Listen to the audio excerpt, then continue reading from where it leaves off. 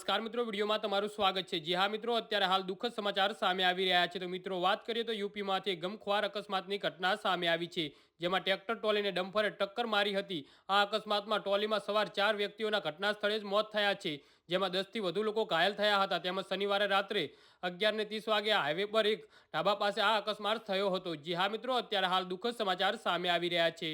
બેરલી જિલ્લાના મીરગંજ પોલીસ સ્ટેશનના હેલ્દી ગામના રહેવાસી બબલુએ પોલીસને જણાવ્યું હતું કે મુર્દાબાદ જિલ્લાના મુંડાપાડી પોલીસ સ્ટેશનના ગામે ભુજપુરમાં નામકરણ સમારોહમાં ગયો હતો અને આ ટ્રેક્ટર બેરેલી જિલ્લાના મીરગંજ પોલીસ સ્ટેશનના મિજાહાબાદનો રહેવાસી વિક્રમ ચલાવી રહ્યો હતો। જી હા મિત્રો, અત્યારે હાલ મોટા સમાચાર સામે આવી રહ્યા છે।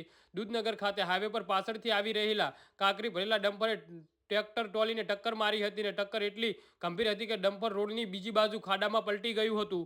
જી હા મિત્રો, તો આના વિશે તમારું શું કહેવું છે તો નીચે અમારી કોમેન્ટ બોક્સમાં જરૂરથી જણાવજો અને અમારી યુટ્યુબ ચેનલને સબસ્ક્રાઇબ કરવાનું ભૂલતા નહીં। વિડીયો પૂરો જોવા બદલ તમારો ખૂબ ખૂબ આભાર।